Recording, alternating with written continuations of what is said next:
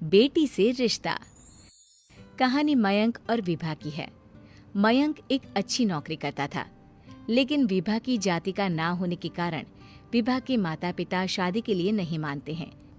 पर जब दोनों अपनी मर्जी से शादी कर लेते हैं तो क्या है विभा, 6 साल हो गया है शादी को, लेकिन एक दिन नहीं गया कि तुम माँ पापा को याद कर परेशान नहीं होती। मैं कितनी कोशिश करता हूँ कि तुम सब भूल जाओ। कोई नहीं भूल पाता है मयंक। माँ पापा को कोई कैसे भूल सकता है। तभी सास का फोन आता है। माँ लो, विभा से बात कर लो, आज उसे अपनी माँ की बहुत याद आ रही है। बेटा विभा, मैं आ जाऊं? हम दोनों चलेंगे तेरे माँ पापा के पास। बोलो। ना माँ जी, वो आप लोगों को कुछ बोलेंगे तो मुझे और भी बुरा लगेगा। आखिर आप भी मेरी माँ ही तो हैं। अरे सुन लेंगे ना यार, कोई बात नहीं, बोलेंगे ही ना। चलो माँ, मैं फोन रख रहा हूँ। वो क्या है ना, आज विभा को लेकर डॉक्टर के पास जाना है। बहुत दिनों से इसके सर पर लगातार दर्द हो रहा है। अरे हाँ हाँ, ले जा बेटा, सर दर्द को हल्के में नहीं लेना चाहिए। वैसे भी ना बहू सोचती बहुत है। मयंक माँ का फोन रख देता है और दोनों कार से अस्पताल जाते हैं। लेकिन जैसे ही वो लोग अस्पताल जाते हैं, विभा को स्ट्रेचर में नर्स उसकी माँ को लेकर जा रही दिखती है। मयंक, माँ, मयंक वो मेरी माँ है। इतने सालों बाद दिखी भी तो इस हाल में मैं उनके पास जा रही हूँ। अरे रुको, कहीं वो लोग तुम्हें देखकर और परेशान ना हो जाए, या फिर तुम्हें कुछ बोल ना दे विभा, तुम फिर परेशान हो जाओगी।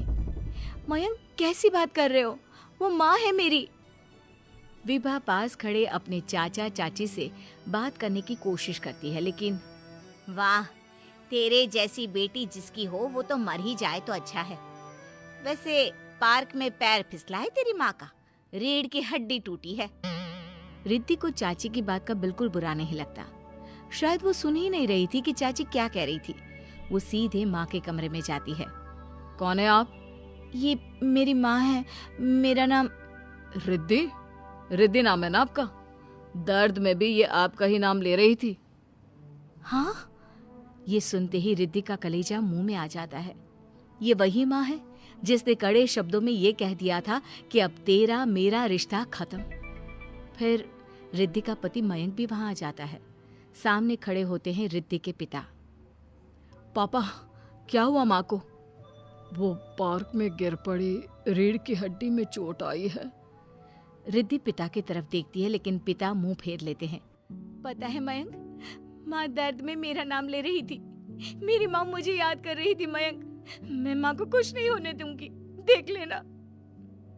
हाँ रिद्धि, हम मिलकर माँ का ख्याल रखेंगे, उन्हें फिर से खड़ा कर देंगे।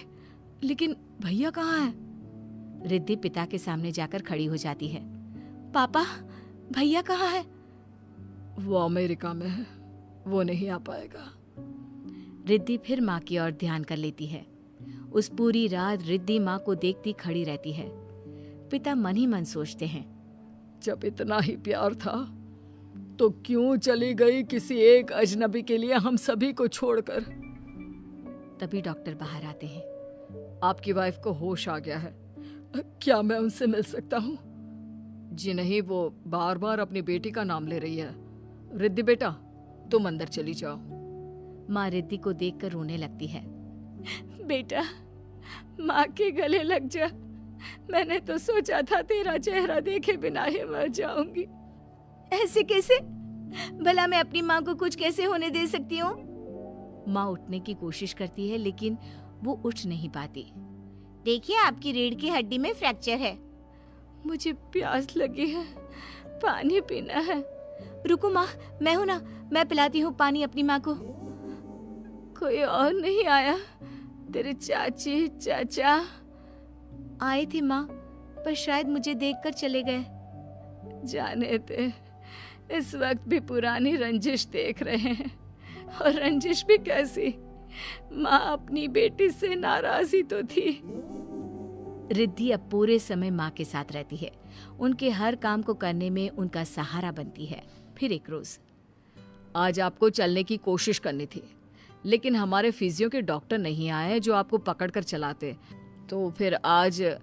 डॉक्टर साहब, मैं हूं ना, मैं माँ को चलने में मदद करूंगी।